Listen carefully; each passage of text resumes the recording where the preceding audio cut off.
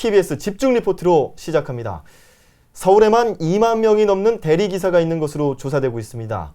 이들은 노동자로서의 권리도 제대로 인정받지 못한 채 을로서 하루하루를 보내고 있는데요. 밤에 일하는 것도 쉽지 않은데 만취 손님에게 폭언을 듣고 폭행을 당하는 일도 비일비재하다고 합니다. TBS 집중 리포트에서는 길 위의 노동자, 대리기사의 고달픈 밤을 따라가 봤습니다. 현재 시간 밤 10시를 조금 지나고 있습니다. 이렇게 보시는 것처럼 많은 사람들이 집으로 돌아갈 시간인데요. 하지만 지금부터 새롭게 하루를 시작하는 사람들도 있습니다. 바로 대리기사인데요. 지금부터 시작되는 대리기사의 하루를 직접 함께 따라가 보겠습니다. 대리운전기사 3년차 박모 씨. 아이들 대학 등록금이라도 마련해보겠다는 생각에 부업으로 대리운전을 하고 있습니다. 1시간을 기다려온 첫 호출. 네, 안녕하세요. 서창동 가는 대리기사입니다. 첫 손님을 바래다주고 몇 분 지나지 않아 두 번째 호출이 왔습니다. 다음 장소까지의 거리는 500m. 한 푼이라도 아끼기 위해 걸어서 이동합니다. 보통 이렇게 걸어서 다니시나 봐요? 네, 걸어서 가야 돼요. 교통비가 만만치 않거든요. 보통 얼마나 하루에 걸으세요? 하루에 많이 걸으면 한 10km까지도 걸어요. 손님을 바래다 준 뒤 그 다음은 기다리는 게 일입니다. 하지만 기다릴 곳도 마땅치 않은 상황. 저희들은 뭐 특별히 대기 장소가 없으니까 뭐 건물 안에 좀 들어갈 여지가 있으면 좀 들어가 보겠는데 그 심야 시간에는 뭐 아무 건물이나 들어가기도 좀 부담스럽잖아요. 예, 옷을 좀 두껍게 입고 나와서 밖에서 버팁니다. 새벽 3시가 돼 일을 마친 박 씨. 오늘 번 돈 10만 원 중 그나마 손에 들어오는 건 6만 원 뿐입니다. 근데 워낙에 빠지는 것이 많으니까 한 최소한 3분의 1에서 한 40% 정도까지는 비용으로 빼야 돼요. 다소 힘에 부쳐도 가족 생각에 기운을 낼 수밖에 없습니다. 경기 불황으로 하던 일이 이렇게 수입이 좀 원만치 않아서 예, 아이들 학비라도 좀 밤에 하는 일로 좀 버티려고 예, 열심히 하고 있죠. 박 씨와 같은 대리기사들이 밤을 새 일하는 고단함보다 더욱 견디기 힘든 건 폭언과 폭력. 최근 만취 손님에게 폭행을 당한 대리기사 김호 씨는 요금을 받으려 했지만 돌아온 건 발길질이었다며 당시 상황을 설명합니다. 막 난폭하게 하다가 이제 제가 왜 그러시냐고 손님 진정하시라고 막 그러니까 저를 향해서 이렇게 옆으로 돌아서가지고 막 운전대와 저를 막 사람을 구분을 안 하고 막 발로 막 발길질을 차더라고요. 다친 것도 다친 거지만 더 큰 고통은 정신적인 충격. 이제 그러고 나니까 한 며칠 동안은 사실 좀 일하기가 싫더라고요. 예, 좀 며칠 그 후유증은 있었어요. 이렇게 밤을 새우고 폭언과 폭력까지 이겨내야 하는 대리기사의 밤은 고단하기만 합니다. 앞서 대리기사들의 하루를 함께 보셨는데요. 제가 나와 있는 이곳 신논현역은 지금 이 시간대에 대리기사들이 가장 많이 모이는 곳 중 하나입니다. 지금도 이렇게 보시는 것처럼 많은 대리기사들이 이곳에 모여 있는데요. 하지만 이렇게 비나 눈이 오는 날씨에도 따로 눈과 비를 피할 곳이 없어 이렇게 지하철역 지붕 아래서 간신히 눈과 비를 피하는 정도입니다. 이렇게 고단한 밤을 보내는 대리기사들을 위해 박원순 서울시장은 선거 공약으로 쉼터를 약속했고 다음 달부터 신논현역 주변에서 운영될 예정입니다. 하지만 운영 방식 등을 놓고 서울시와 대리기사 그리고 대리기사 내부적으로도 의견이 엇갈리면서 당초 계획됐던 쉼터에서의 교육 복지 사업 등은 보류됐습니다. 교육 사업이라든가 그리고 여러 가지 복지 사업 예산 준비했던 것을 전혀 준비를 하고 있지 못하고 다시 확보되어 있는 공간을 유지하는 차원에서 일단 해보겠다라고 그분들도 말을 하고 있지만 그건 사실 정상적이지는 않은 태도라고 봅니다. 서울시는 쉼터를 우선 휴식 공간으로 운영한 뒤 향후에는 복지와 교육을 위한 공간으로도 활용할 계획입니다. 전문 상담, 특히 뭐 전직 지원이라든가 건강 문제, 또 복지나 아니면 뭐 그 금융 문제 등에 대해서도 상담을 제공할 수 있지 않을까. 하지만 근본적으로 대리기사들의 노동 환경을 개선하기 위해선 법과 제도 구축이 필요하다는 목소리가 나옵니다. 현재 대리운전 관련 제도는 전무한 상황. 갑을 관계로 명확히 나눠지는 대리운전 시장의 문제들을 제도적인 방법으로 풀어야 한다는 지적입니다. 이 대리운전업에 대한 어떤 법적인 제도화 이런 것들을 통해서 대리운전 기사로 일하는 분들의 노동장성도 인정을 받고 그것을 통해서 법적인 보호를 받는 그래서 다양한 그 대리운전 기사의 권익을 향상하는 전문가들은 대리운전 이용자들을 위해서도 법제도 마련은 중요하다고 강조합니다. 또한 이런 제도화를 통해서 대리운전을 이용하는 고객분들의 어떤 서비스도 향상시킬 수 있고 안전도 향상시킬 수 있는 계기가 될 것이라고 보고 있습니다. 거리 위의 노동자 대리기사. 이들의 고단한 밤은 저물 줄을 모르고 아침은 멀게만 느껴집니다. TBS 문기혁입니다. 네, 대리기사의 하루를 함께 보셨는데요. 이 하루를 함께한 문기혁 기자도 스튜디오에 나와 있습니다. 자세한 내용 알아보죠. 어서 오세요. 예, 안녕하세요. 네. 이번에 직접 대리기사의 하루 따라다니셨는데 어떠셨어요? 예, 일단 무엇보다도 밤에 일해야 한다는 게 쉽지가 않더라고요. 네. 잠도 아껴야 되고 또 이렇게 야간에 일한다는 게 신체 리듬이 바뀌어 버리잖아요. 그런 좀 어려움이 있었는데 실제로 대리기사들도 이런 밤에 일한다는 것 때문에 많은 고충이 있었습니다. 네. 그리고 이런 것들은 어떤 조사나 어떤 실태를 통해서도 나타나는데요. 최근에 서울 노동권익센터가 대리기사들을 상대로 네. 노동 실태를 조사를 했습니다. 네. 그래서 조사 결과 응답자의 37.9%가 우울 증세가 있다고 대답을 했고요. 그리고 40.5%는 신경계통에, 그리고 50.4%는 소화계통에 문제가 있다고 얘기를 했습니다. 예. 그리고 대리기사 3명 중 2명은 수면 장애가 있다고 또 호소를 했습니다. 예. 뭐 대리기사들 우울 증세 있고 신경계통에 문제 있고 소화계통에 문제 있다고 그랬는데 하루 동안 같이 있었던 문기혁 기자도 일주일간 보니까 네. 예, 좀 상태가 안 좋아 보이더라고요.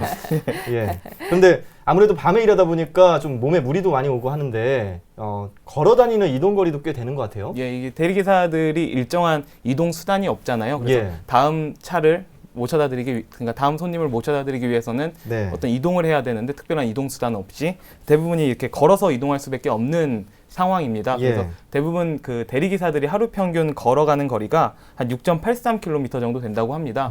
그리고 많게는 뭐 하루에 10km를 걷는 경우도 많다고 하는데요. 네. 이렇게 걷는 것도 또 힘든데 뿐만 아니고 이렇게 장시간 운전하는 거 뭐 많이 운전을 해보셔서 알겠지만 장시간 운전하는 게 또 쉽지가 않잖아요. 네. 그래서 이런 부분도 신체적으로 많이 대리기사들이 힘들어하는 부분 중에 하나입니다. 예, 뭐 근데 돈을 벌기 위해서 노동을 하는 건 당연한 거니까 이런 건 그렇다 쳐도 문제는 지금 보니까 그런 취객들, 그러니까 그런 승객들이 폭언이나 폭행을 하는 경우가 있어서 그게 네. 참 난감한 것 같은데. 네, 앞서 그 얘기하신 것처럼 대리기사들이 좀 을 중에 을로서 살아가고 예. 있는데요. 네. 대부분 대리기사들이 상대하는 손님들이 술을 드신 분들이 그렇죠. 대부분이죠. 그래서 예. 술을 드시다 보면 아무래도 뭐 술 드신 기운에 아무래도 좀 약간 막말을 하거나 심지어는 폭행까지 하는 경우가 비일비재하다고 하는데요. 일단 대리기사들의 이야기를 한번 들어보겠습니다. 예. 이렇게 술 한 잔 드신 기운에 뭐 언어 폭력이라든지 뭐 이런 것이 있을 때 참 힘들죠. 그런 것이 애로사항입니다. 이 직업군이 이제 우리 사회에서 그 참 정말로 보호받지 못하는 그런 뭐 좀 심하게 표현하면 막장의 그런 직업군이구나 그걸 느꼈고요. 예, 이렇게 그 대리기사들이 육체 노동뿐만 아니고 감정 노동도 매우 심각한 걸로 확인이 됐는데요. 예. 이 방금 얘기한 그 서울 노동권익센터 조사에 따르면은 그 대리기사 중에서 85.8%가 손님에게 폭행 또는 폭언을 당한 적이 있다고 합니다. 네. 이렇게 많은 사람들이 폭행이나 폭언을 당하고 있는 상황인데 사실 이렇게 폭행이나 폭언을 당해도 달리 대처할 방법은 뚜렷이 없습니다. 그래서 10명 중 4명 정도는 그냥 참고 넘어가는 경우가 대부분이라고 합니다. 예. 그렇군요. 제목처럼 뭐 대리기사들이 고달픈 밤을 보내고 있다 이렇게 얘기해도 되겠는데 네. 현재로서는 근무를 할 때 잠시 쉴 곳조차도 없는 거잖아요. 영상을 보니까 뭐 지하철역 지붕 아래에서 몸을 피하는 정도 이 정도인 것 같은데 이런 대리기사들을 위해서 서울시가 쉼터를 운영을 할 거라고요. 예, 일단 시작은 그 박원순 서울시장이 지난 그 재보궐선거 당시에 그 대리기사들을 위해서 쉼터를 운영하겠다고 공약을 했습니다. 그리고 공약대로 2014년도에 처음 예산을 확보해서 본격적인 사업 추진이 이루어졌고요. 예. 그래서 이후에 사업 추진이 이루어져서 당초에는 지난해 하반기 중에 쉼터가 개소할 예정이었습니다. 네. 그런데 좀 미뤄져서 지난달에 개소할 예정이었다가 다시 또 다음 달로 좀 이렇게 계속 좀 미뤄지고 있는 상황입니다. 그러면 예. 다음 달에는 확실하게 문을 여는 건가요? 예, 일단 다음 달 초를 목표로 해서 개소한다고 예. 하는데요. 일단 그동안 이렇게 미뤄진 이유가 쉼터를 누가 운영할 건지 그리고 또 어떻게 운영할 건지 이런 운영 주체나 방식을 놓고 뭐 대리기사들 내부적으로도 의견이 엇갈렸고 또 서울시와 대리기사 사이에서도 의견이 엇갈리면서 이렇게 내부 조율이 안 되면서 계속 이렇게 차일피일 미뤄졌는데요. 네. 일단 그 과정에서 이렇게 뭐 사무실 계약했던 사무실이 뭐 건물주가 한 차례 계약을 취소하기도 했고요. 계속 이렇게 미뤄지니까 이렇게 예. 좀 우여곡절을 겪었는데 일단 그 쉼터 공간은 마련된 상황이고요. 네. 내부 공사도 마무리된 상황이고요. 예. 그래서 일단 관련된 인력도 채용이 마무리돼서 다음 달에는 정상적으로 운영이 될 것으로 보입니다. 예. 네. 문을 여는 것도 중요하지만 사실 운영도 잘 돼야 하잖아요. 운영 계획이 있을까요? 예, 일단 쉼터 자체가 뭐 일반적으로는 대리기사들이 쉬어갈 수 있는 공간이 되어야겠죠. 근데 좀 나아가서 아까 리포트에서 보신 것처럼 대리기사들의 사실 복지 상황이 그렇게 좋진 못하잖아요. 네. 이런 부분들을 사실 뭐 서울시에서 고민을 하고 있는데요. 그래서 이런 그 뭐 복지 공간으로도 꾸미고 또 나아가서 뭐 교육 그리고 뭐 전직 이런 상담까지 해줄 수 있는 공간으로 꾸며 나갈 계획인데요. 근데 네. 좀 당장 다음 달부터는 일단 그런 기능들이 사실 이루어지기는 어려운 상황이라고 서울시가 설명을 했고요. 예. 일단 당장은 휴식 공간으로만 다음 달부터는 운영이 될 예정입니다. 예. 근데 어쨌든 뭐 향후에는 이렇게 차근차근 이렇게 뭐 복지 사업이라든가 교육 사업을 한다고 이야기를 했는데요. 이렇게 서울시의 계획대로 대리기사들을 위한 어떤 제대로 된 쉼터가 운영됐으면 하는 바람입니다. 네. 네. 저도 같은 바람인데요. 그 쉼터만 만드는 것이 중요한 게 아니라 사실 서울시 차원에서 그 대리기사들이 갖고 있는 고충을 모두 해결해 줄 수 있는 것도 좀 한계가 있잖아요. 네, 그러다 보니까 제도나 법에 좀 개선이 필요해 보이는데 이런 거에 대해서는 어떻게 고민을 해봐야 될까요? 예, 일단 그러니까 대리운전 시장과 관련된 제도는 전무한 상황입니다. 뭐 예. 아까 리포트에서도 얘기를 했는데요. 그러다 보니까 대리운전 시장이 굉장히 열악해도 이거를 컨트롤할 수 있는 어떤 그 중심 축이 없습니다. 네. 일단 대리기사들 일반적으로 대리업체들에게 20% 정도 수수료, 콜비로 예. 부담을 하죠. 그리고 네. 이외에도 예. 배차를 스마트폰 애플리케이션을 통해서 배차를 받는데요. 이런 배차 프로그램도 따로 구매를 해야 됩니다. 한 달에 보통 한 15,000원, 많게는 5만 원까지 배차 프로그램을 예. 비용을 소모를 하고요. 그리고 네. 이후에 뭐 보험료 같은 것도 다 별도로 부담을 하는데 이게 그 대리기사들이 어쨌든 그 대리운전 시장의 최하위층에 위치하다 보니까 네. 그 아까 얘기한 보험사 그리고 대리운전 업체 그리고 배차 프로그램 업체들이 좀 이렇게 커넥션을 구축해서 네. 뭐 대리기사들을 상대로 이렇게 안 그래도 많이 못 버는 분들인데 착취하는 경우도 뭐 상당수 언론을 통해서 보도가 되기도 했습니다. 예.